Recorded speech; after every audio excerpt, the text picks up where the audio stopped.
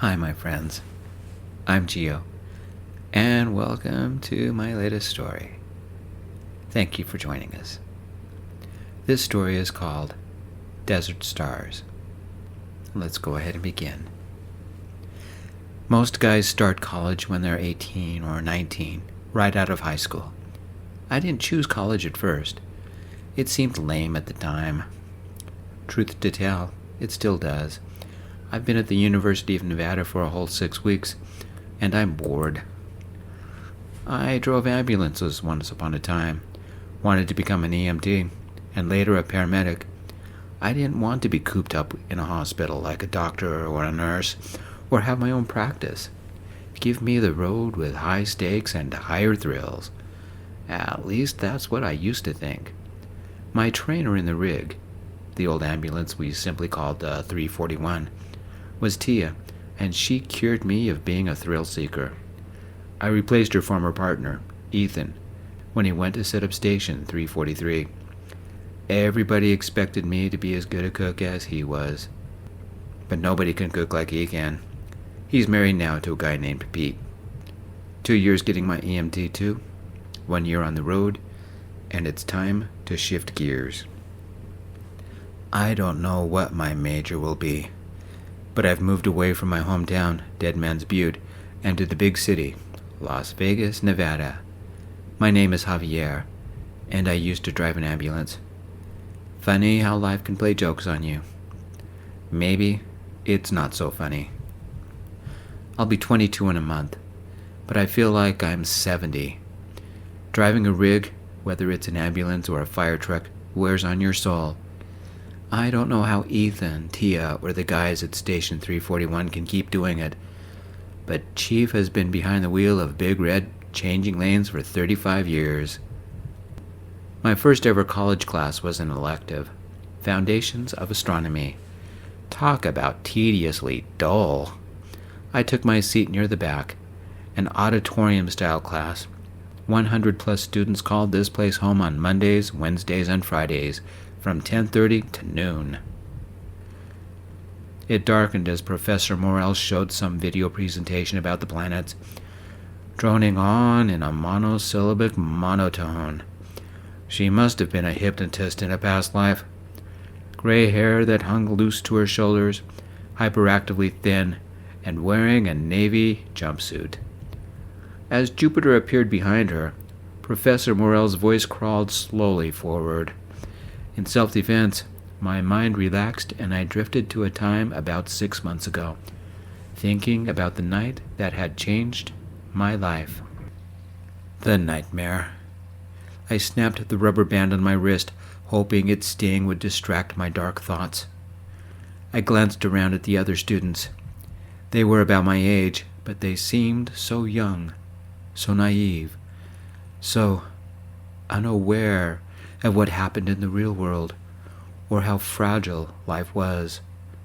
I'd seen it up close. My last night as a driver still tormented me. Probably always will. Caleb's face, the look of pain etched into his eyes, the panic, will always haunt me. I snapped the rubber band on my wrist twice to break the dark pattern of my thoughts. "Do you have a partner yet?" a guy said. He was male, about 21 years old, 5'10", slim build, and had all the youthful energy and vibrancy you'd expect. Seemed calm and engaging.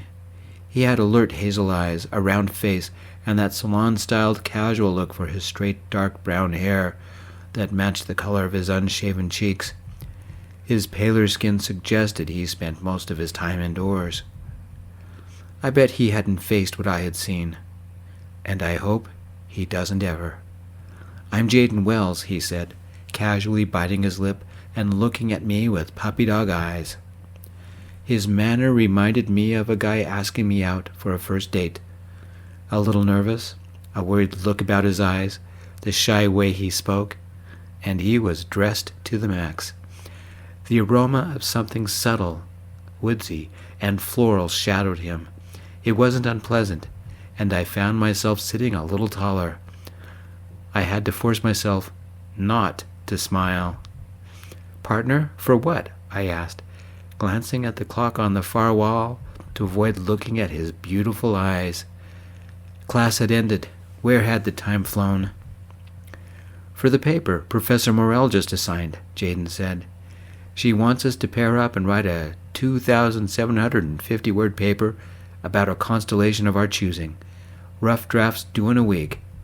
And she's requiring us to take no cards on 3x5 cards. Get this, we have to turn the cards in with the final draft. I wanted to run back to the safety of my ambulance. I left the Butte for this? Jayden continued. I figure that most people would choose one of the Zodiac or the Big Dipper. I was thinking about Lyra. That's the little constellation with the bright-starred Vega. I didn't know what a Vega or a Lyra was. They could be Italian cars for all I knew. Don't judge me, but Jayden was cute. Maybe that's why I uttered a dumb thing like, "Sure, is that where all the vegans are from?" I said, hoping a little bit of humor would buy me time to figure out what was going on. Tia always rolled her eyes at my dumb jokes. Funny, he said, pretending to smile at the lame thing that came out of my mouth. We are definitely in different social classes. Jayden wore a soft lime green Ralph Lauren polo, slim fit pale khaki chinos from J. Crew, and bleached Italian leather sandals. I bet his cologne was YSL Loom. Not like me. I wore regular fit Wrangler shorts 3 years worn, a 13 Hells t-shirt from when I saw them live, and my Magnum Panther 8.0 steel toe boots, my expensive souvenir from when I drove ambulances. Practical, functional, and they saved my toes when that wall collapsed on me, trying to get that guy out of the apartment fire. They didn't compare to the Brunello Cucinelli sandals Jayden wore. To wear clothes like that, I bet his parents paid for his college education. I didn't wear cologne either. Little things like that don't matter when you are a first responder. The whiteboard in back of the professor, now scribbled with her handwriting, gave directions for the paper. I scanned them. Name's Javier, I said. I'm from Dead Man's Butte. I've been there once, Jayden said. Nice old town. You still live there? I didn't want to explain the whole story, so I simply said, it's an hour's drive, so I moved into the dorms for the semester. Jayden gave me his cute smile as he asked, do you have time for coffee right now? We can talk about the paper. Once again, those beautiful eyes undid me. We made our way to the student center cafeteria and ordered coffee, a honey lavender latte for Jayden, a double shot espresso for me. With the amount of whipped cream on top of his cup, we could hold snowboarding tournaments. You must like your caffeine, Jayden said, leading us to a table by the windows. When you drive ambulances, caffeine is your best friend, I said, dropping my pack on the table and taking a seat. I like my coffee dark, strong, and with a kick. My preferred blend? Death by Coffee, a European blend with twice the caffeine of what was in front of me right now, and twice as bitter. You drove an ambulance? Jayden's eyebrows rose, and he leaned in a little closer.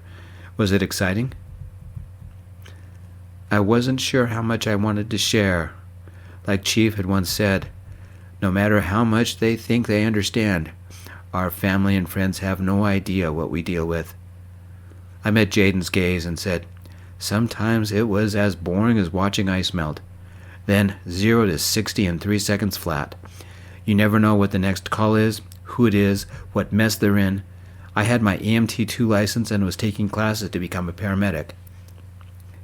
You've ever had some bad cases, like car accidents or fires, Jayden said, sipping his overpriced sugary swill. I pushed the memory of Caleb out of my mind. You could say that, I said, hoping Jayden wouldn't notice the deep breath I took to stabilize my nerves. What's it like speeding through intersections? Jayden asked, his eyes full of innocence and light.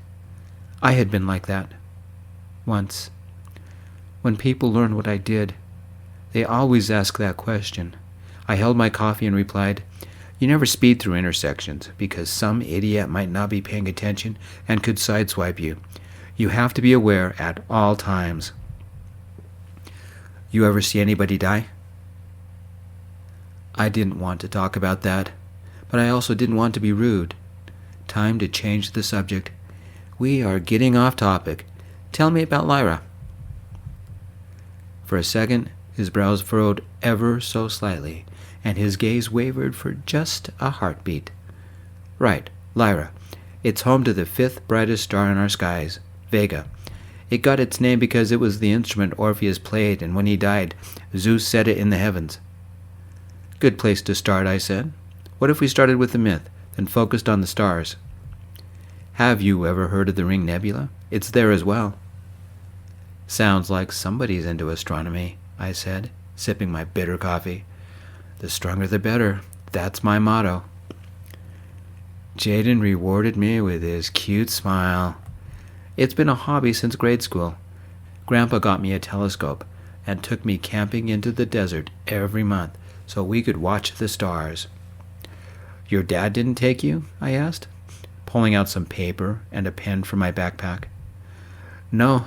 Jayden held his cup, but his eyes focused on something past me. "Astronomy is too trivial for the great Dr. Sebastian Wells II."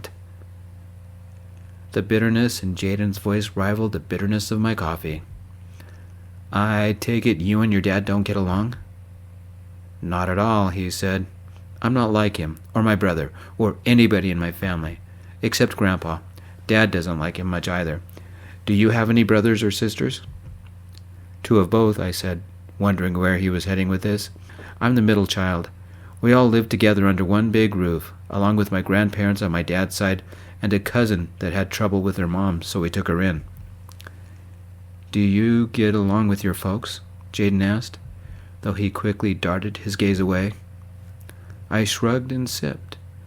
The coffee bit back, dark and bitter, as I swallowed. "Most of the time," I said. "It was a different story back in high school. I always spent my allowance on clothes. I remember saving up for this classic Banana Republic shirt that had gone on sale. An athletic fit white shirt that fit me like it was painted on. Borrowed a tie from my uncle. I looked good, if you don't mind me saying so. Dad didn't understand. 'You look like a peacock,' he said, right before I went to pick up my prom date." Jayden arched an eyebrow, but kept his face solemn. But for a second, I thought I saw a flicker of surprise.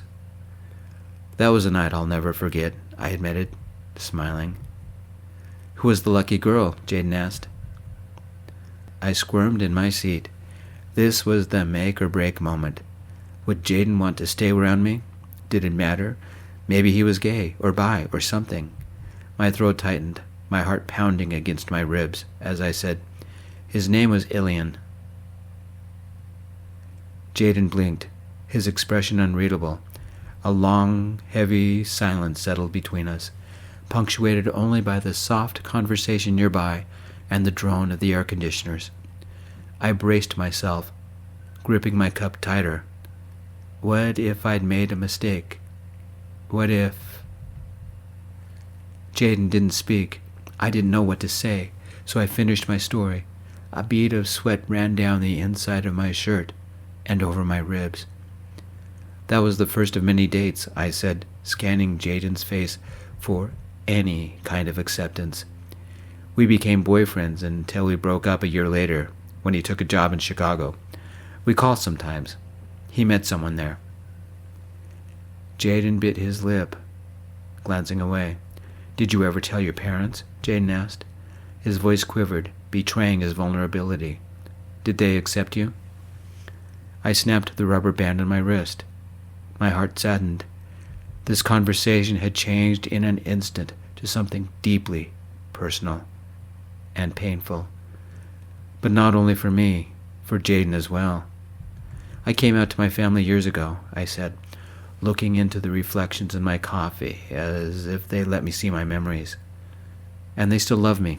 The reason my dad and I don't get along is because I was always buying clothes.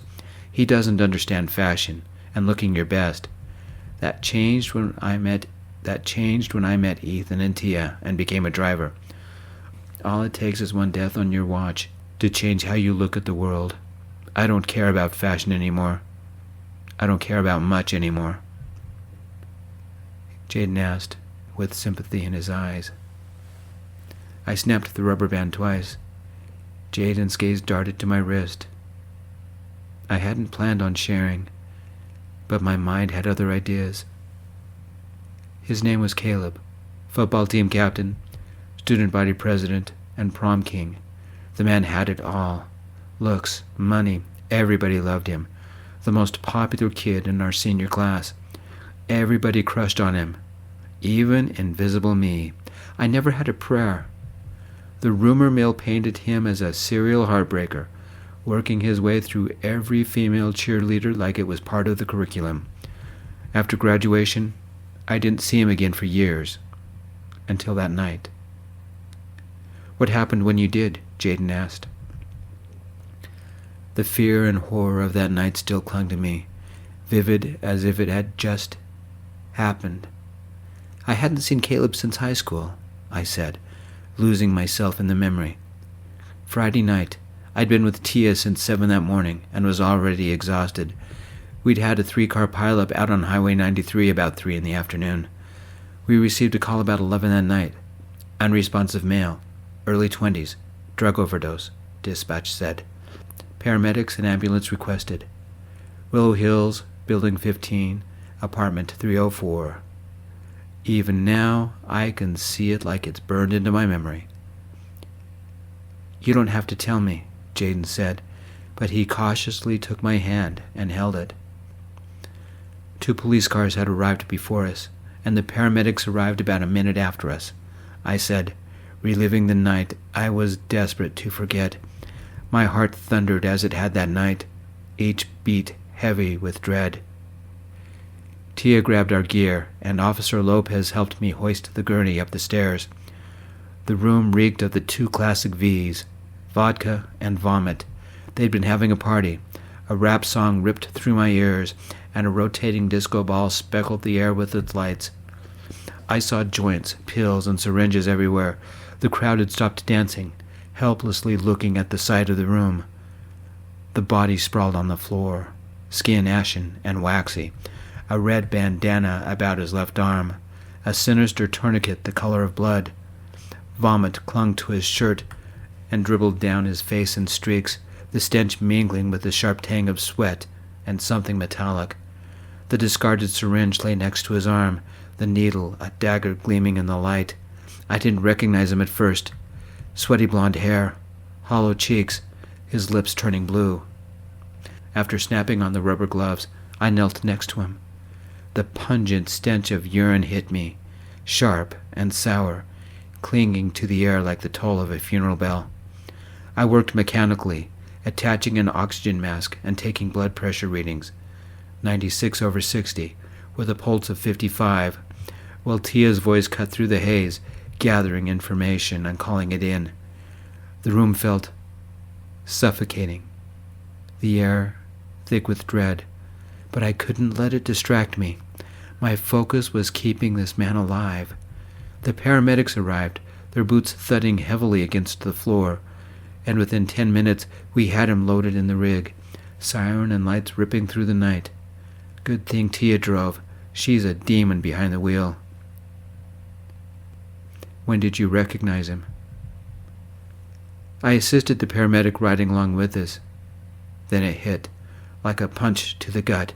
It was Caleb, the golden boy from my senior year, the guy I could never forget, the most popular guy in school.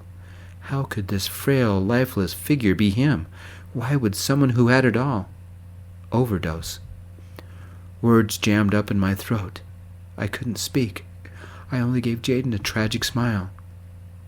Did he die? Jayden inhaled a deep breath, giving me a sympathetic look. On my watch, I whispered, tears welling as I snapped the rubber band around my wrist. A sharp sting, barely a distraction from the sharp pain inside. Neither Jayden and I spoke, but he held my hand, silently offering support. Once I gained control of my emotions, I said, "Sorry, that's why I left the butte. Why don't we talk about the paper?" "What say we meet for coffee right after class and work on it?" Jayden shifted seats so he sat next to me. "It could be fun." "Every day?" I asked. "I'd like that." What started as a distraction turned into something unexpected. Suddenly, I had a daily date for the next week. We did more than talk about the paper. We shared about our lives, talked about movies we liked, about how our families accepted us when we came out. My family didn't care, but Jayden's dad was never happy with him. "Getting a degree is more important than finding love," Jayden had once said, mimicking his dad. "Love will wait. First you make something of yourself." "Sounds like he holds you to some pretty high standards," I said. Jayden sighed, rubbing the back of his neck. "Dad's a doctor, and he wants me to follow in his footsteps. My older brother's already a doctor, and gave Dad his first grandchild. I don't want to be a doctor. I can't live up to what he expects of me." "Are you afraid of him?" I asked. Jayden nodded. His tone became somber. He didn't handle it well when I told him no. "Aren't we a pair?" I said. "Tell you what, let's get out of here. Saturday night, what's that meteor shower you said was this weekend?" "Southern Taurids peak this weekend," Jayden said casually, but his eyes sparkled. "Already lost among the stars. The moon will be a waxing crescent and won't peak until midnight, or maybe later." "That should be enough time to see a meteor or two," I whispered, leaning in close and gently kissing him on the cheek. His shy smile, barely hidden, broadened as he turned his head. Our lips met. A shy, gentle kiss. Our first kiss. In the cafeteria, where anyone could see. We met Saturday afternoon at the library, bringing our laptops and finishing the rough draft. I'd print it tomorrow. Jayden would email it to Professor Morrell. As soon as we were done, we hit the road in my 1-year-old black Jeep Wrangler Rubicon. On the way, we picked up burgers and fries from Gordon's Gourmet Burgers. Jayden knew of a spot out in the desert, away from all the Vegas lights, far enough to get a good view, close enough to drive back before morning. I brought a blanket for us to lounge on. We stopped about 30 minutes from the butte and hiked for 5 minutes. The sun had just set, painting the sky with deepening shades of scarlet. The dry desert air carried a faint smell of sagebrush, and the earth beneath our feet still radiated warmth from the day. We unfurled the blanket, talking while we ate. Slowly, the stars came out, one by one, twinkling in the moonless sky. We laid back, talking about nothing, about the paper, the weather, about the future, about our kiss. It was after 10 when we saw it. A streak flew across the sky. It lasted less than a second. "Did you see it?" Jayden asked, eyes wide. "It started in the constellation Taurus." "Where's Taurus?" I asked. Jayden tilted his head toward the sky, his hand lifting to trace an invisible line. "There," he said softly, his voice filled with awe. "See that bright orange star? That's Aldebaran, the bullseye, and those stars around it form Taurus's face, like a V." He shifted, his excitement bubbling just beneath the surface. Taking my hand, he pointed my finger at the orange star, tracing the stars in the sky. If you look closely, you'll see his horn stretching out, 2 faint lines reaching toward the sky. And there, just nearby, he added, his smile widening, "How many can you count?" I squinted. 5. Wait, is that 6 stars? Jayden held my hand over his heart and bit his lip a moment before he said, "There's 7. Those clustered stars are the Pleiades. Some people call them the 7 Sisters." We counted 15 streaks before I couldn't resist kissing him any longer. We turned the paper in on Monday, but that didn't stop us from heading to the cafeteria right after. We figured that the professor had to read at least 50 papers, so we didn't expect to hear anything soon. The first thing she did in class on Wednesday was hand back our papers. No grades, just her initials at the top indicating she had read them. That was the part we could understand. The rest of the pages looked like they'd been caught in a red ink hurricane, with her comments swirling in chaotic, barely decipherable scrawls. We spent all lunch working on the final draft, and the next day. By Friday, we were exhausted from tackling her endless notes. We were only halfway done. "Why don't you come over to my place on Saturday?" Jayden asked, his eyes bright and filled with hope. "Dad's on shift this Saturday, so he won't be around. Mom's going to a play with her friends, so it will only be Isabella around. She is hooked on some show, so we won't hardly see her." "Is she your sister?" I asked. The thought of spending the evening at Jayden's place felt like a much-needed break. And maybe, hopefully, something more. A wave of excitement wafted through my gut, especially the something more part. Jayden shook his head. "She's my folks' housekeeper, / cook, / maid, / whatever. Even nanny when my brother's around with his baby. He and his wife have an apartment in that new high-rise called Sweet Virginia Apartments. I usually see them about once a month." "Sounds good. We'll finish the paper," I started to say. "And then we can binge-watch Brooklyn Nine-Nine," Jayden finished. "Somehow, I don't think we'll watch much. I'll be to your place by 6. About noon on Saturday, I received a text from Jayden. "Dad swapped shifts, so he's home today. Be warned," followed by a screaming face emoji. My response: "Thanks for the heads up. Don't worry, I'll brush my teeth and wear clean socks and make nice. If he talks sports, we're doomed. Dad likes basketball, especially Stephen Curry." "Who? Better make flashcards." My folks always loved to meet my boyfriends, especially when Dad conned them into bringing steaks for the barbecue. It didn't sound that way with Jayden's dad. The nerves started right after I received Jayden's text. Saturday evening, I pulled up to Jayden's house, or more accurately, his parents' house, in my black Jeep Wrangler. The engine rumbled as I shifted into park, its sound a comforting reminder of freedom, even if I hadn't quite figured out how to cover the payments. Living off my savings from my first responder days only went so far, and I knew the clock was ticking. For now, it was my Jeep, me, and whatever waited for me inside. Normally, I don't care if my hair is neat and my clothes are fresh out of the dryer. But tonight, I did. I actually cared how I look, even enough so that on my way home, I stopped off at the Button Bandit, a gently used clothing boutique near my dorm that also offers clearance items and freight-damaged goods at prices I can afford. I wore a linen, laced-up front pullover, dark khaki shorts, a slim silver chain left over from my fashion days, and as always, my Magnum Panther 8.0 steel toe boots. Never leave home without them. 3 minutes before 6, I rang the bell.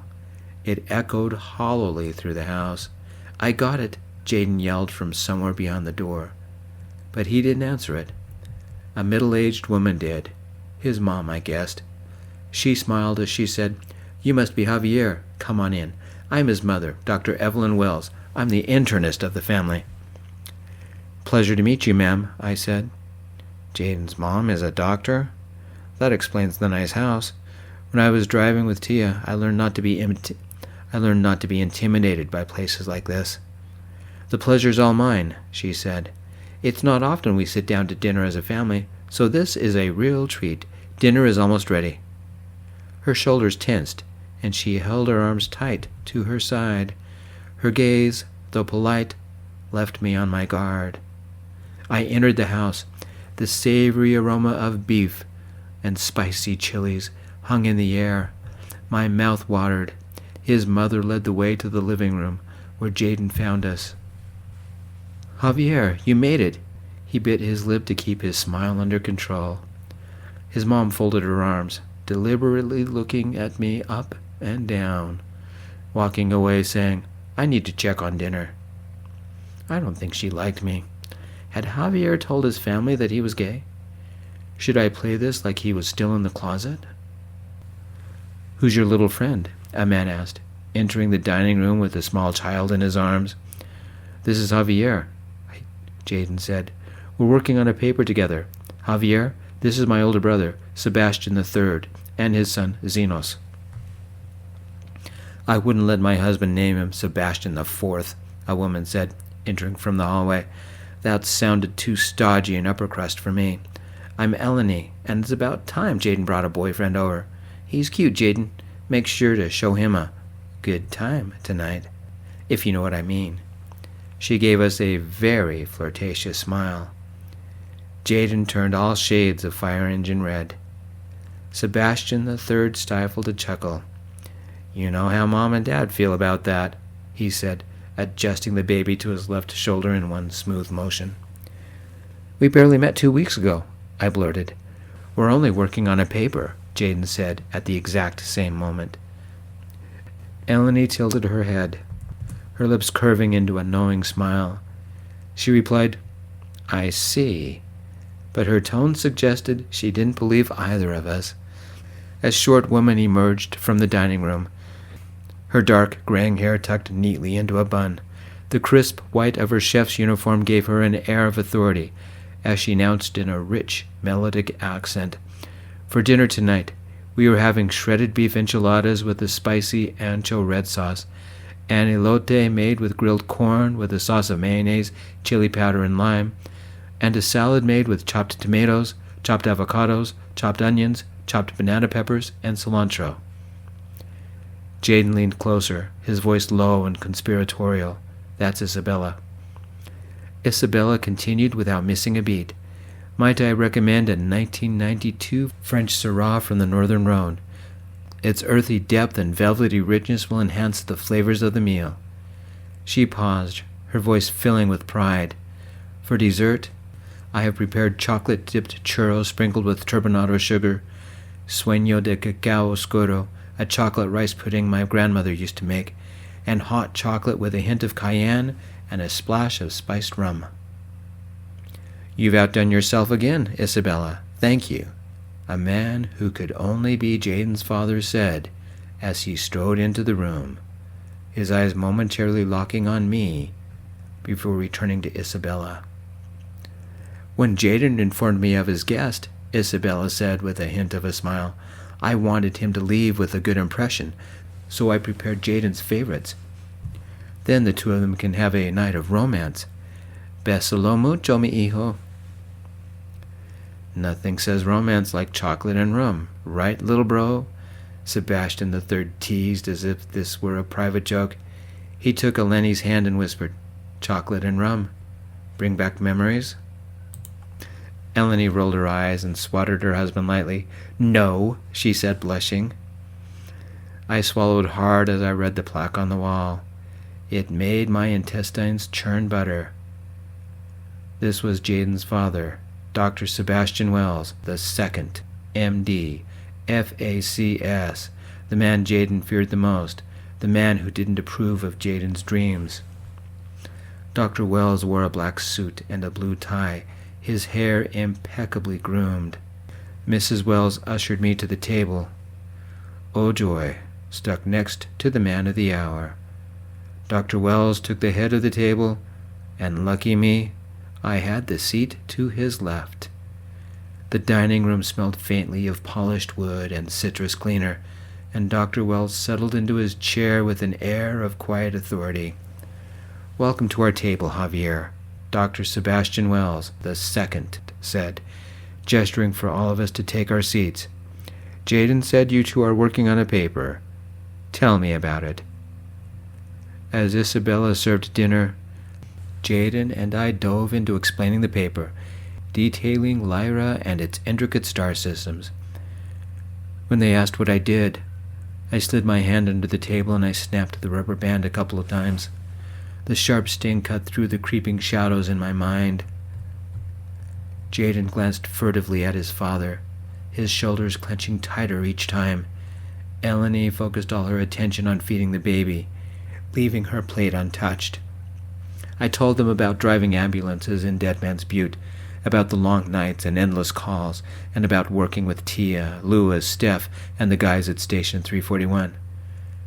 Their polite smiles betrayed nothing, but I couldn't shake the prickly sensation that with every word I spoke, these people judged me. Maybe not all of them, but Dr. Sebastian Wells II at the very least. His hard, unyielding gaze mirrored the unforgiving glare of the headlights on the pumper back at Station 341. "What are your educational plans?" asked Dr. Sebastian Wells II. The soft clanking of silverware halted mid-motion. It felt as if the entire room itself had drawn a collective breath, leaving the air heavy and stifling. A wave of queasiness flowed through me. "When I was an EMT, I had dreams of becoming a paramedic," I said, glancing at Jayden. His shoulders were rigid, his mouth a tight line that spoke volumes. But what it meant, I couldn't tell. Warmth pooled under my armpits. "Please, let the linen shirt hide the sweat." "Since you're not an EMT anymore, what now?" Dr. Sebastian Wells II, voice dropped an octave, laced with a critical edge. Eleni put the baby spoon down gently, her voice calm yet firm. "Sebastian, now is not the time.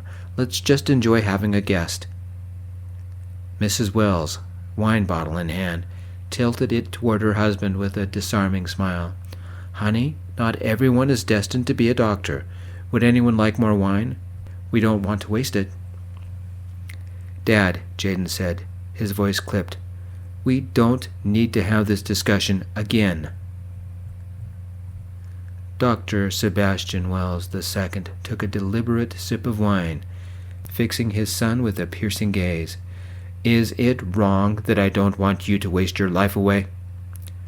His face remained unyielding, not even betraying a hint of warmth. I raised my glass to Mrs. Wells.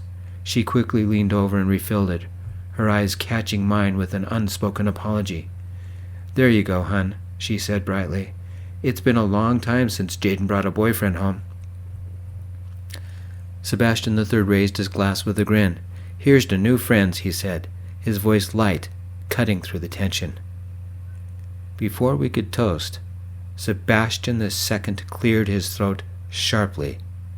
"I've seen how my son wastes his life away. No serious commitments, no relationships that I would call meaningful, no goals for his future." "You don't approve of my goals, Dad," Jayden shot back, his voice trembling. He quickly added, "Sir?" "He wants to be an astronaut." Dr. Wells chuckled lowly, the sound laced with disdain. His words hung heavy with ridicule as he turned his sharp gaze on me. "I ask again, Javier, what are your plans?" Had I ever been this nervous before? The day I sat down with Chief for my job interview came close. I was terrified, rambling my entire life story and who knows what else. To this day, I don't understand why Chief took a chance on a scared kid like me. Was that only a little more than a year ago? When had I grown up? The Chief was meaner then, yelling louder and demanding perfection. But over time, we became friends, alongside Tia, Dietrich, and Steph. Chief even makes one of the spiciest barbecue rubs I've ever tasted. This was a job interview. That's all it was. I locked eyes with Dr. Wells II, refusing to waver under his hard gaze. "As to my plans," I said, "I'm figuring that out. What I do know is that I enjoy helping people. Most of our calls were fairly straightforward. Playground injuries, or transporting patients between nursing homes and hospitals, or heart attacks. But occasionally, we'd get the messy cases, the kind you see on TV. Triple car pileups, chemical spills, even apartment fires. My first Christmas Eve as a driver taught me a lot. Fender benders and a non-stop stream of little accidents filled the day as people scrambled to get home. By 7, the drunks began to take the wheel, trying to make it back to their families. The accidents got worse. Around 2 a.m., just when we'd finally gotten an hour's rest, the call came in. A house fire. We should have known it wouldn't last. The crew ran to Big Red, our pumper, and Tia and I grabbed our rig. We sped to the scene, sirens and lights blaring. Officer Chance, a rookie who got the Christmas Eve shift, filled us in while Chief did a walk-around to map out an action plan. Once the paramedics arrived, it was all hands on deck. Tia and I rushed in with a gurney to rescue an unresponsive female in her late 70s. Grandma had stayed behind to watch the kids while the parents had a night out. Meanwhile, Grandpa came home drunk, smoked a cigar, passed out, and started the fire. It was bad. Kids screaming everywhere, smoke inhalation cases piling up. Parents were rushing back, anxious to check on their darlings, desperate to get past the police barricade. Neighbors panicked. We had to call in the 343 for backup. The only silver lining, I got to talk to my friend Ethan for a few minutes. He's the driver for the 343, and he trained with Tia before I did. By rig, you mean ambulances, right? Sebastian III said, his relieved smile brightening the room. We don't call them that, I said. Rigs, pumpers, and ladders. Technically, we call the pumper Big Red because it is one big red rig. A fully loaded pumper can weigh as much as 30 tons. Do you miss the life? Jayden asked. Would you go back if you could? His innocent eyes told me he didn't understand the life. Nobody who hadn't lived it could. The frantic stress of emergency calls, the uncertainty of what awaited on scene, the weight of people's hopes. They look at you like you're their lifeline. Chief was right when he said that family and friends think they understand, but they don't. I snapped my rubber band, quietly taking a moment to gather my thoughts. I miss the friends I made, I said. I miss the people I helped. I miss all the times I drove with Tia, or Ethan's marshmallow brownies, even the barbecues out back of the station. I can't tell you how many times a call jolted me awake, and off we went to help someone. I hesitated, unsure if I should share the part that still stung. I'd still be doing it, I said, if I hadn't watched Caleb die. I was in the patient compartment next to the paramedic, right beside him, and no matter what I did, Caleb died before we arrived at the hospital. For a second, I was back in the rig, hovering with Langston, our new paramedic, over the dead body of the man I once knew, the man I once had a crush on. His vacant eyes still haunt me, as did the ache in my chest. The silence that followed was broken by Isabella's quiet entrance. She carried chocolate rice pudding, churros, and cups of Mexican hot chocolate laced with a hint of rum. I murmured thank you, sipped the drink, and let the warmth seep into me.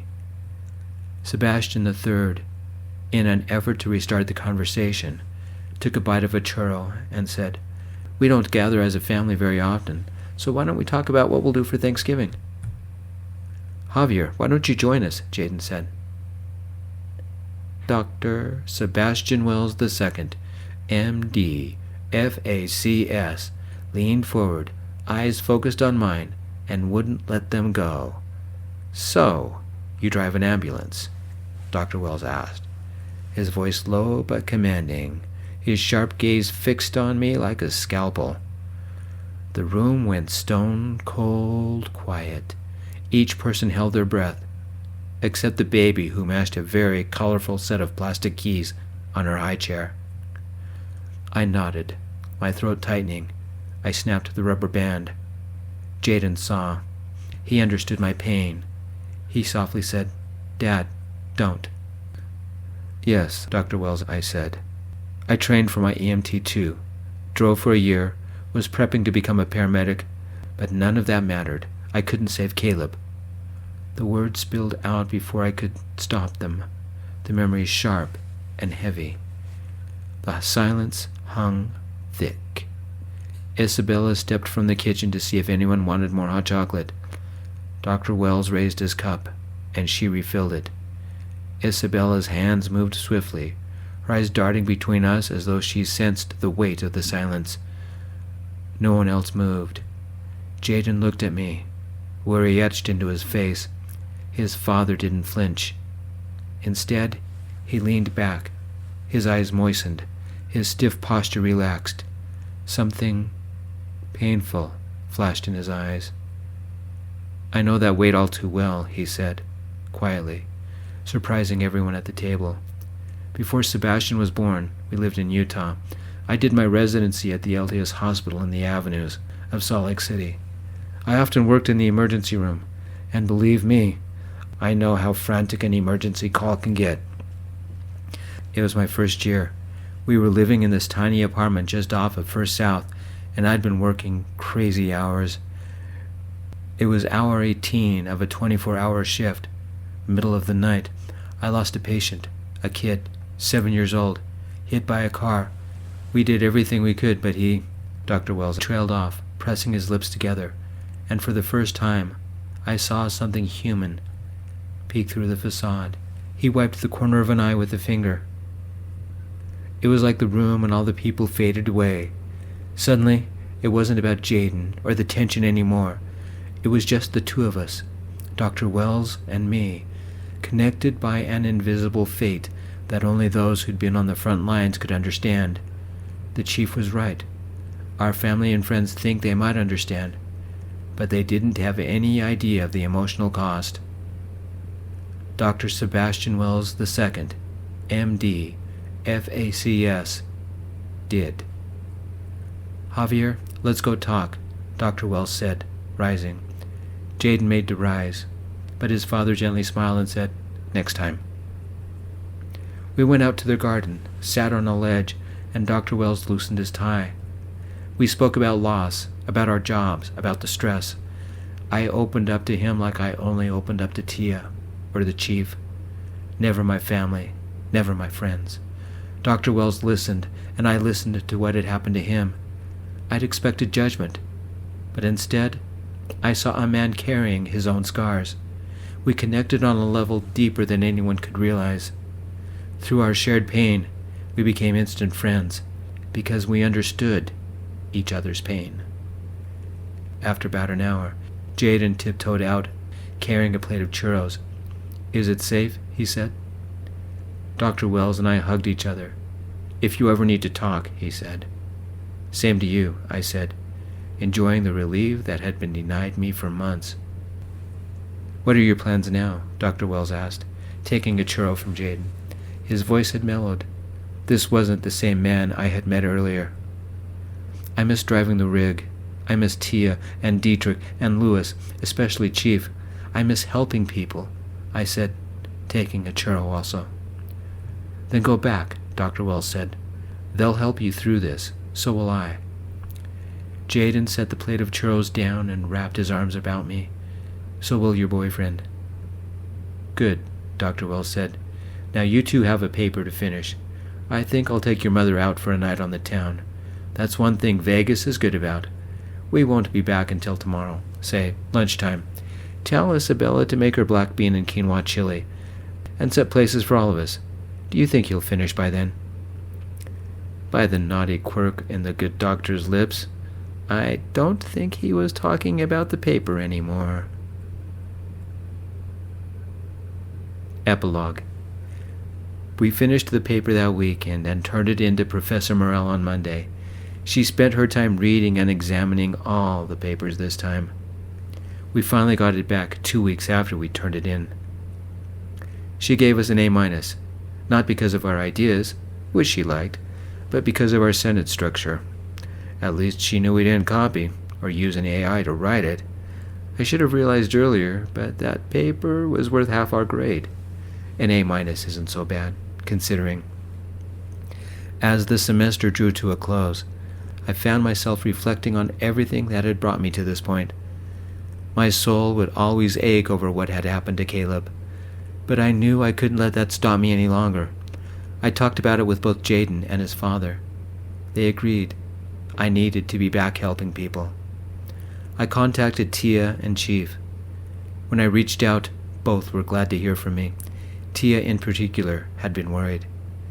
She's my on-the-job mom. Chief would gladly have me back. They both knew what happened, and Chief said he'd count it as a leave of absence so I didn't lose my seniority. My first time behind the wheel scared the living daylights out of me. With Tia's guidance and Jayden's unwavering support, I took the leap.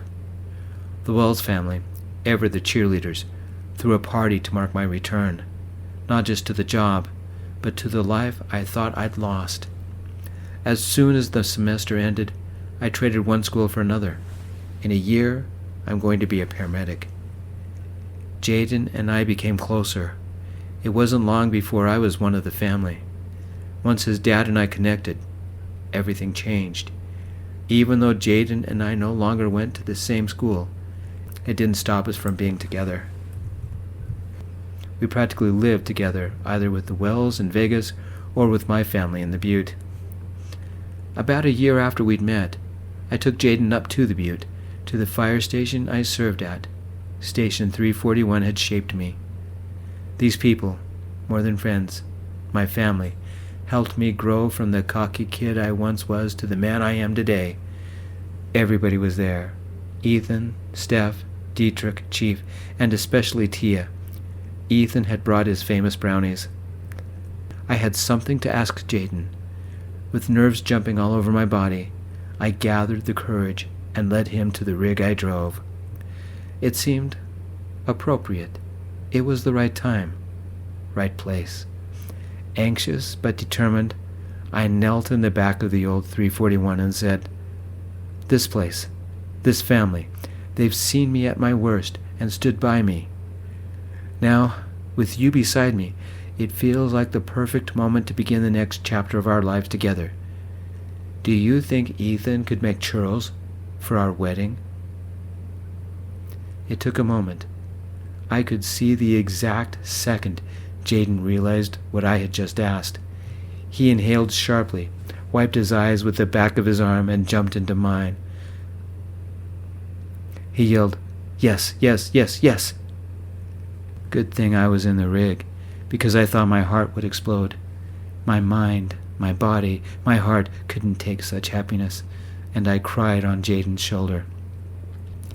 Tia caught us hugging, and the next thing we knew, the red and blue lights atop my rig celebrated with us. The sirens made us jump. Laughing, we exited only to be surrounded by my friends at the 341. I was back where I belonged, with the man I loved at my side. The end. Thank you, everybody, for sharing this story with me. I'm Gio, and this has been a lot of fun putting it together. It was great revisiting the old 341. If you haven't listened to Speeding, chapters 1 through 15, that's where this started. Javier started as a minor character, but he seems to have evolved. Anyway, thank you for all your prayers. Thank you for the love. I'm doing much, much better. I appreciate each and every one of you. I love you all. Peace, my friends.